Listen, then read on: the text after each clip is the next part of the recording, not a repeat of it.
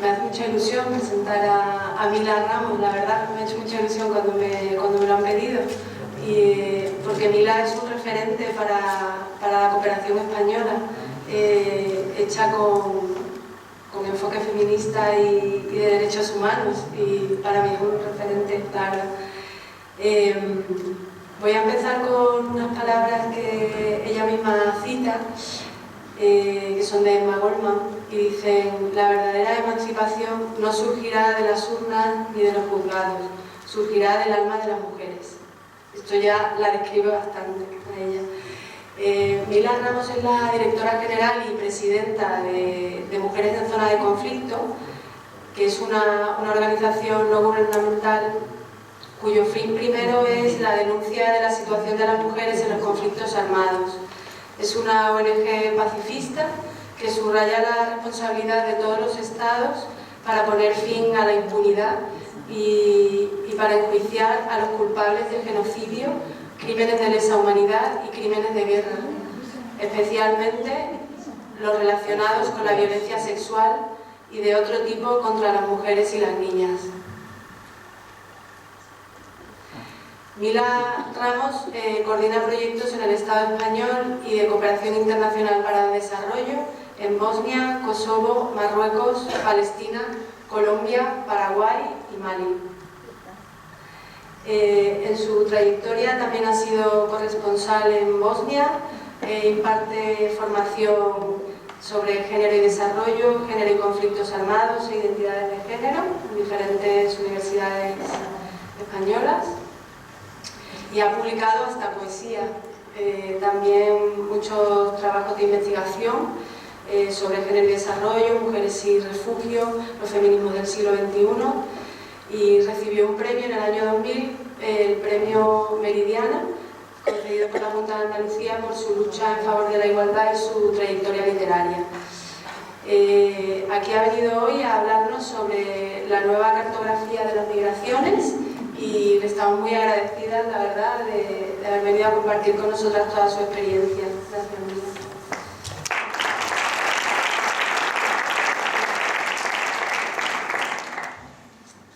Buenas tardes a todos y a todas. Gracias, María.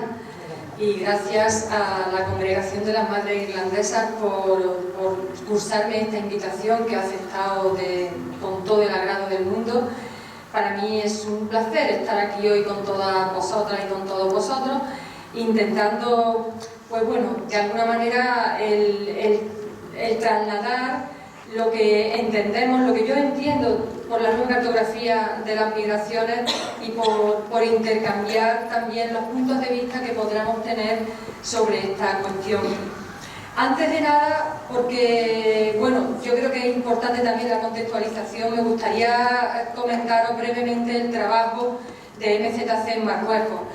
Llevamos trabajando desde el año, empezamos la primera identificación en el año 97, llevamos 20 años trabajando en Marruecos, y en estos 20 años Mujeres en Zona de Conflicto ha trabajado en 3 líneas fundamentales. La primera era el fortalecimiento del sistema público de educación. Creemos en la enseñanza pública, creemos en la educación pública y creemos que no hay mayor violencia que la ignorancia y no hay mayor vulneración de derechos humanos que la ignorancia, porque a partir de la ignorancia se desarrollan muchos males, se desarrollan vulneraciones en todos los sentidos, y de esta manera para nosotros y para nosotras apostar por la educación en Marruecos ha sido fundamental, desde la educación formal hasta la educación no formal, alfabetización, etc. ¿Hablo más despacio? ¿Bien? Vale. La segunda línea de trabajo ha sido el fortalecimiento de la sociedad civil en materia de participación, en materia de democracia local, y especialmente aumentar y mejorar la presencia de las mujeres en los gobiernos locales, porque Marruecos no es un país pobre propiamente, es un país de renta media, donde quizás los elementos más en contra que nos encontramos a la hora de trabajar son los déficits a la hora de la participación, los déficits en cuestiones que tienen que ver con las libertades, con los derechos humanos, con la democracia, etc. Y ahí La parte más débil siempre son las mujeres.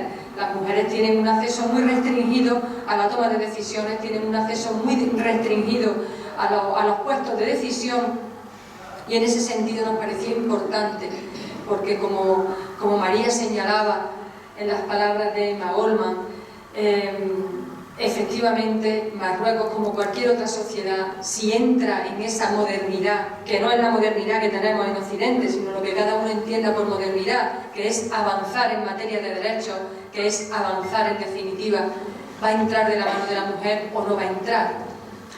Y eso, los que trabajamos en Marruecos, lo vemos todos los días, la fortaleza de las mujeres frente o a pesar de las limitaciones con las que se encuentran. La tercera línea de trabajo que tenemos es el desarrollo económico endógeno. ¿Por qué? Bueno, porque para nosotros era fundamental decir, venga, vale, las mujeres trabajan, las mujeres aprenden a leer, las mujeres aprenden a escribir, las mujeres van a la escuela, las mujeres van a la universidad, ¿y ahora qué? Ahora hay que dar un paso más, ahora ellas tienen que ganar la suficiencia económica, tienen que ganar su propia autonomía, tienen que ganar el derecho a ser ellas en primera persona las que decidan sobre su propio futuro. Obviamente sabemos que el hecho de que una mujer tenga un trabajo, eso lo hemos visto en Occidente también, no es una garantía de que esa mujer sea autónoma o que sea independiente, pero sí es un paso importante, y poco a poco entendemos que las cosas irán avanzando. Lo que estamos haciendo en estos 20 años es apoyar cooperativas de mujeres, en su mayoría mujeres rurales, y bueno, digamos que ahí es importante y es fundamental ver de qué manera ellas van poco a poco cogiendo las riendas de su familia y cómo van mejorando la situación de las familias, como cuando las mujeres están alfabetizadas, cuando las mujeres tienen un trabajo, cuando las mujeres tienen cierta autonomía económica, sus hijas son más educadas, sus hijas van a la escuela. El dinero en manos de las mujeres es muy rentable, no lo digo yo, lo dice Naciones Unidas. Hay un informe maravilloso que dice que se hizo una evaluación desde el año 75 hasta el año 92. Y en ese informe de lo que hablaba era de la rentabilidad de la ayuda oficial al desarrollo. Y decía que aquella ayuda oficial al desarrollo que estaba en manos de mujeres era hasta un 50% más rentable que la que está en manos de los hombres, que las mujeres invertían en mejorar la economía de los hogares, invertían en mejorar las condiciones nutricionales de la familia, invertían en mejorar la educación de los hijos y de las hijas, etc. Por eso nos parece tan importante también invertir en los derechos económicos, en que las mujeres puedan acceder a los mercados y que puedan acceder en igualdad de oportunidades. En ese camino, obviamente, también tenemos que trabajar con los hombres, porque, bueno, son nuestros aliados, y nos parece fundamental que todos esos procesos de sensibilización deben de ser participativos y deben de participar en los mismos mujeres y hombres, porque también los hombres deben de sensibilizarse y poner en valor la contribución de las mujeres al desarrollo comunitario, al desarrollo de los pueblos en general. Y estas eran las grandes líneas, las grandes 3 líneas de trabajo que teníamos en MZC. María, ¿cuánto tiempo tengo? Perdón, que me vengo arriba. Tú me contas. Tú me dices, me quedan 5 minutos. Bueno, y estas líneas para nosotros eran fundamentales. Hasta hace, y lo siguen siendo, o sea, son las 3 líneas que se siguen apoyando. Hace casi 3 años empezamos una línea nueva de identificación, que era identificar la situación de la población migrante, especialmente de las mujeres, los niños y las niñas en el norte de Marruecos. Y fue todo, bueno, iba a decir fue toda una sorpresa, no fue una sorpresa, porque bueno, lo vemos todos los días en la televisión, lo vemos en los periódicos, la situación tan absolutamente precaria de las poblaciones migrantes, pero especialmente ha habido una sensibilización por parte de los, bueno, no de los estados, pero sí de la sociedad, sí de la gente de a pie, a partir de la guerra en Siria, de cómo hemos visto los 2 o los 3 últimos años, enormes masas de hombres, de mujeres, de niños y de niñas que huían del horror, que huían de la guerra y que todo lo que se encontraban era un cierre de fronteras. A partir de ahí nos planteamos, bueno, igual podemos hacer una identificación y a ver qué sacamos. En principio no teníamos idea de hacer un proyecto determinado, sino vamos a diagnosticar, vamos a informarnos, vamos a ver realmente cuáles son las necesidades y dentro de ese abanico de necesidades, que sabíamos que iban a ser muchas, en qué medida una organización como la nuestra puede contribuir. Y ahí lo primero que nos encontramos era ver de qué manera esa cartografía, ese mapa de las migraciones ha cambiado en los últimos 20 años. Los marroquíes que estáis aquí, sabéis cómo en los 90 era la situación de las migraciones. En el estrecho las pateras estaban llenas de magrebíes, estaban llenas de marroquíes. La gente que se quedaba en el mar, la gente que moría en el mar, eran en su mayoría jóvenes marroquíes. Pensemos que entre 1990 y 2012 han muerto en el estrecho 12.000 personas ahogadas. 12.000 personas, estamos hablando de muchísima gente. 12.000 personas por las políticas migratorias restrictivas de España y de la Unión Europea en general, donde no se permitía ese paso.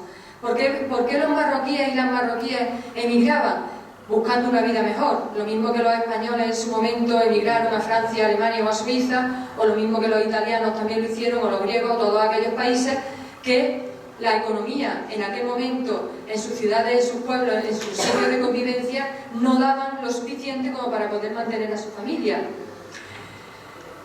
Pero de lo que veíamos en los años 90, de lo que veíamos los primeros 5 años del siglo XXI, ya la primera década del siglo XXI a lo que hay hoy, ha habido un cambio radical.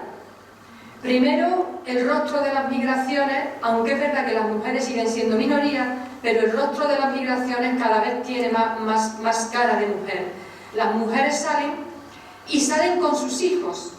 Las mujeres salen porque son las propias familias las que quieren que esas chicas, porque digo chicas porque en general la mayoría de ellas son mujeres jóvenes, y lo que nos encontramos aquí eran mujeres, niños y niñas subsaharianos, hombres jóvenes subsaharianos que estaban intentando dar el paso a Europa, que no se querían quedar aquí. Cuando le preguntábamos por qué no se querían quedar en Marruecos, si por ejemplo tuvieran posibilidad de trabajar, muchos de ellos argumentaban cuestiones que tienen que ver con el racismo, con la falta de oportunidades, etc.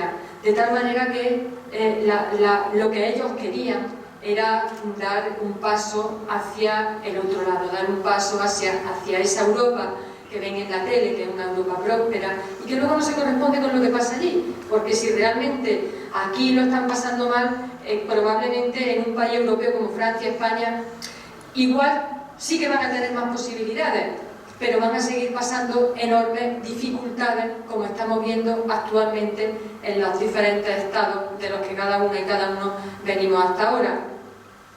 Aprovecho que está aquí el obispo.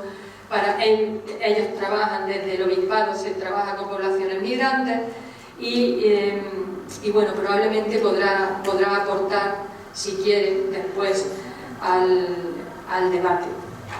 Yo había hecho algunos apuntes porque no quería hacer esto tampoco demasiado largo, sino quería dar, bueno, porque tuviéramos la posibilidad luego un poquito de debatir. Pero sí que quería que nos centrásemos en algunas cosas, como por ejemplo, qué es lo que está pasando cuando se habla de por qué migraciones.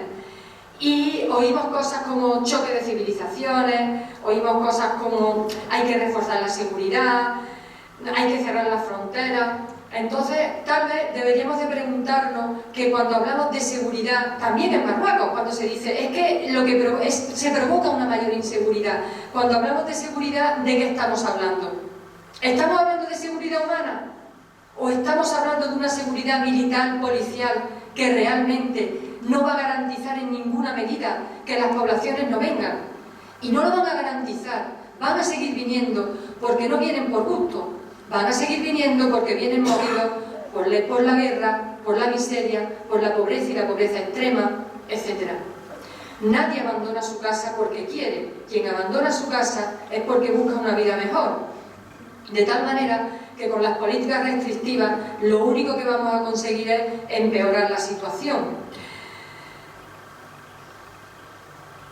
Hasta el momento, por parte de los Estados, incluido el propio Estado de Marruecos, lo que se ha priorizado en materia de migraciones es básicamente la seguridad interior de la frontera, así como la desarticulación de las bandas criminales, de las mafias, frente a garantizar la seguridad de las poblaciones en riesgo.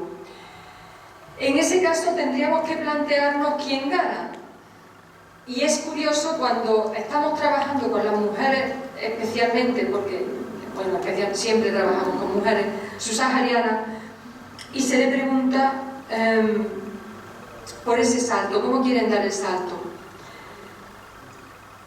Y claro, es que dar el salto a Europa entraña coger una patera, y esa patera, pues el precio de que una persona se suba en la patera está entre 1.000 y 2.000 euros, depende de la gente que vaya en la patera. Obviamente eso lo tiene muy poca gente, porque el tránsito, desde que una mujer sale de su país de origen hasta que llega aquí, pueden ser calculamos que está entre los 6 meses y los 7 años. En ese tiempo, pensad que normalmente atraviesan no solamente el desierto del Sáhara, tienen que atravesar 4, 5 o 6 países. En ese tránsito, las mujeres están expuestas a determinadas vulnerabilidades, porque si el tránsito, si el camino es difícil para todos, es especialmente difícil para las mujeres, por su condición de mujeres, por su condición de pobres, por su condición de migrantes y también por su condición, por el color de su piel, que entraña en muchas ocasiones un elemento más de discriminación. ¿Qué es lo que se encuentra en esas mujeres a lo largo del camino?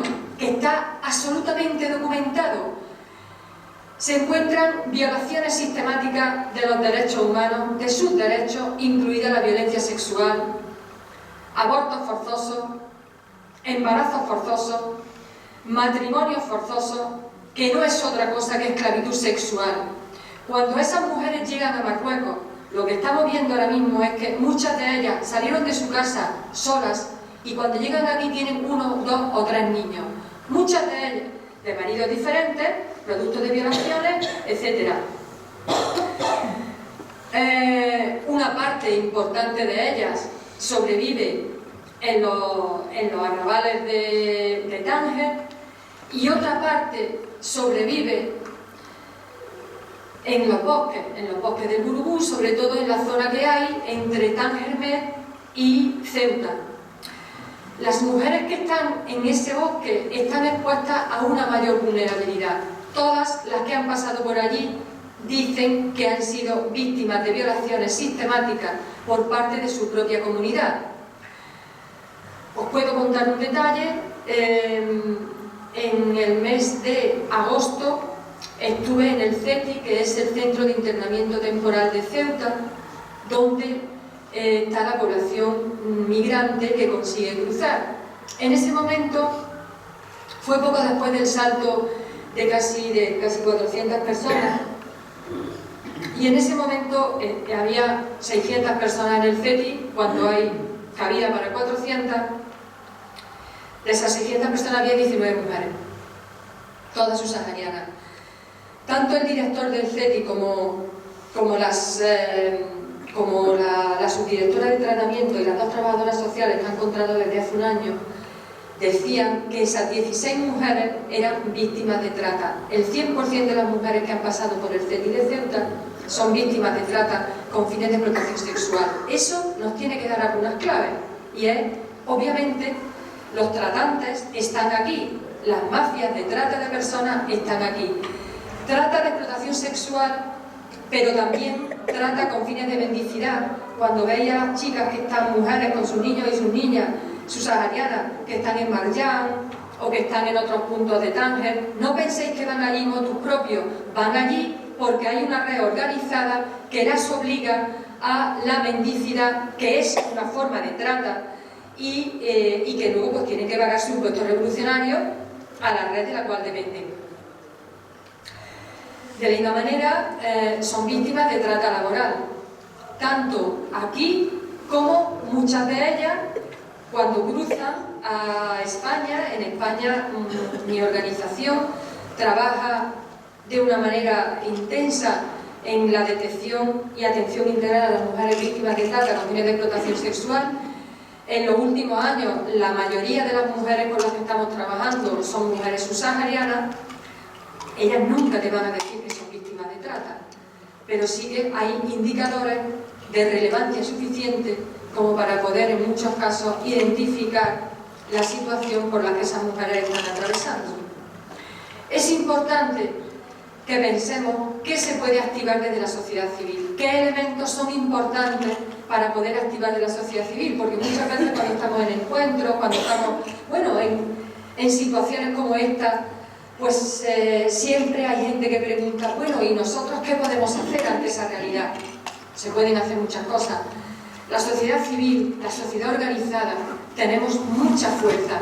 La fuerza que tenemos es la capacidad de presión, la capacidad de incidencia que podamos hacer en nuestro Estado. Y debemos de hacerla porque es nuestro derecho, y debemos de hacerla porque son los derechos de los otros. Y a veces conviene mirar la mirada del otro, conviene mirar la piel del otro y conviene ponerse en los zapatos del otro, porque nadie está a salvo de que en un momento determinado nos veamos en la situación que ahora se ven las poblaciones con las que estamos trabajando. Y aunque nunca nos viésemos, es una cuestión que tiene que ver con la solidaridad internacional, es una cuestión que tiene que ver con la universalidad de los derechos humanos, y es una cuestión que tiene que ver, por encima de todo, con la justicia. Y la justicia es mucho más que el derecho. La justicia no se deriva en los tribunales, la justicia tiene que ser, la justicia social tiene que ser la capacidad que tenemos de respetarnos, tiene que ser la capacidad que tenemos de hacer cumplir las directivas internacionales en materia de derechos humanos. Y en lo concreto, elementos, cosas concretas que no son macros, sino cosas concretas que sí que podemos hacer.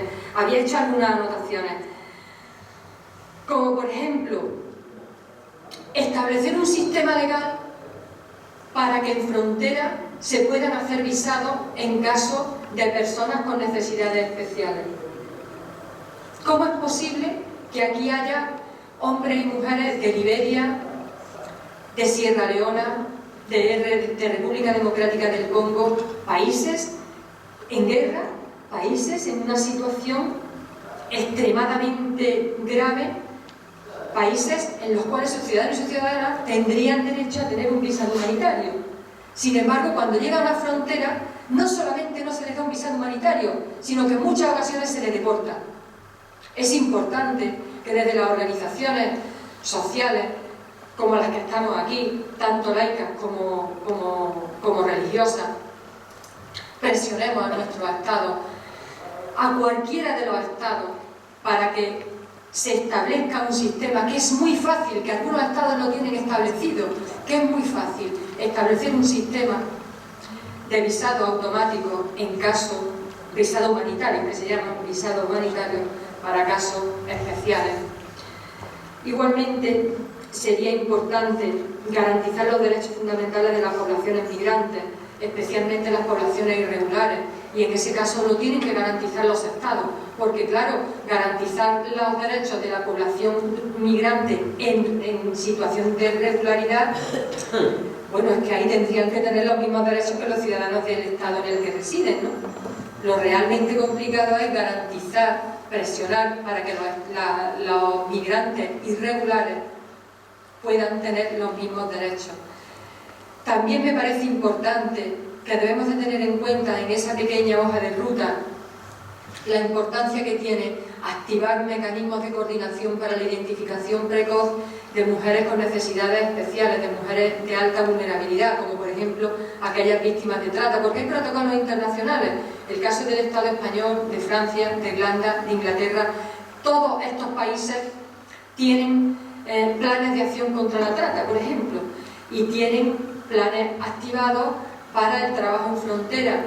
Sin embargo, esos planes nunca se cumplen de manera íntegra, y eso es algo tremendamente lesivo para las poblaciones en riesgo. Para terminar, quería contar brevemente el proyecto que ahora mismo estamos haciendo con la población subsahariana. Es un proyecto sencillo, es un proyecto de ayuda humanitaria, no podemos abarcar más, y lo está financiando la Agencia Extremeña de Cooperación Internacional y afortunadamente acaban de concedernos la segunda fase del proyecto.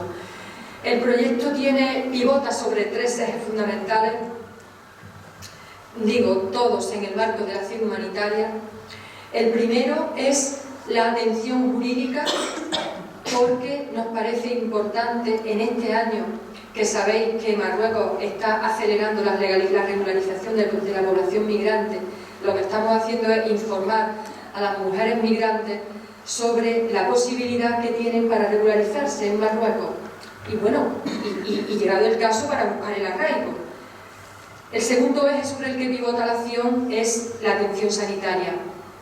En esa atención sanitaria lo que se hace es, por un lado, informar a las mujeres sobre salud sexual y reproductiva, cómo tienen sobre su cuerpo, el conocimiento del cuerpo, que tengan un conocimiento sobre su cuerpo, que tengan un conocimiento sobre el control del cuerpo. Muchas de estas mujeres, pues, bueno, han sido violadas y están pasando por situaciones complejas, que se hagan aquellas que tienen alguna situación especialmente complicada, pueden ser atendidas en el hospital o pueden ser atendidas por un médico que tenemos en el centro. Hemos constituido, junto con la organización Pateras de la Vida, un centro de atención a la población migrante en el barrio de Guadalupe, en Larache, y allí hay, de forma semanal, todas las semanas, hay una atención médica y hay también atención jurídica, pero además las atenciones jurídicas y las atenciones sanitarias las hacemos a través de una unidad móvil que salimos 2 veces en semana, y se hacen en los distintos barrios de Tánger a través de informantes claves que nos ponen en contacto con los grupos de mujeres subsaharianas. El tercer eje pivota en torno a la donación de alimentos, porque aunque es verdad que el que da mantiene al que pide, pero eso es muy fácil decirlo desde nuestras posiciones. Por supuesto que lo ideal sería, pues eso, no le des pez, enseñar a pescar. Y eso es lo que estamos pretendiendo también, a partir del año que viene, intentar hacer algún tipo de, en el proyecto nuevo, formación para el empleo. Pero para eso también es importante que las poblaciones migrantes quieran buscar el arraigo. Entonces, o sea, ¿por qué? Pues porque formación para el empleo, se podrían crear pequeñas cooperativas, ellas plantean a veces pequeño comercio, pero para eso tienen que estar preparadas, tienen que tener una formación. Entonces, eso no se está haciendo en este momento, pero sí de cara al año que viene el proyecto que nos han financiado. Es un proyecto para el cual estamos intentando trabajar en red con otras organizaciones que están trabajando también migraciones, y creo que puede ser un buen momento para sentarnos, para hablar y para poder ver qué sinergia y qué complementariedades podíamos tener. Decir que cuando hablamos de derechos humanos, de lo que estamos hablando, insisto, es de un elemento que tiene que ver con la justicia, y es un elemento que tiene que ver con todos y con todas. Poblaciones migrantes, en el fondo migrantes somos todos. Todos en algún momento de nuestra vida nos tenemos que mover. Fijaros ahora cuántos chicos y chicas españoles están saliendo porque terminan su carrera y se tienen que ir a trabajar a otros países porque en España pues no hay trabajo. Y es una cuestión de justicia, y es una cuestión que tiene que ver con la posibilidad de humanizarnos más. Es una cuestión que tiene que ver con los derechos. Insisto mucho en los derechos porque ahora que se ha firmado hace 2 años, acabaron los objetivos de desarrollo del milenio y bueno, acabaron mal. Resulta que ese 2015 que pensábamos que realmente, bueno, que pensábamos, que no lo pensaba nadie, pero que pensaban o que querían que pensásemos que iba a acabar con el 50% de la pobreza, hoy en día no solamente la pobreza no es el 50% menor, sino que en la última década la pobreza ha avanzado en los países de África. En el caso de las migraciones, entre enero del 2017 y 31 de septiembre del 2017, casi 15.000 migrantes han cruzado el estrecho y 19.300 han entrado en España. De esos 19.300, 15.000 han cruzado por el estrecho. Creo que esto nos debería hacer reflexionar. Estamos en la frontera sur, estamos en una frontera en la que lo que ahora mismo se pretende, tanto el Estado marroquí como el Estado español, es reforzar la frontera gastándose millones de euros. Vamos a reflexionar, vamos a pensar que no es una cuestión de levantar muros, es una cuestión de fortalecer los derechos de las poblaciones, es una cuestión de apoyar los países en vías de desarrollo. Recordemos que la ayuda oficial al desarrollo en un país como España ha disminuido un 71% desde 2012 hasta ahora. Ayuda oficial al desarrollo. En materia de desarrollo un 71%, en materia de humanitario un 95%. Pensemos y reflexionemos, porque todos somos responsables. Muchísimas gracias.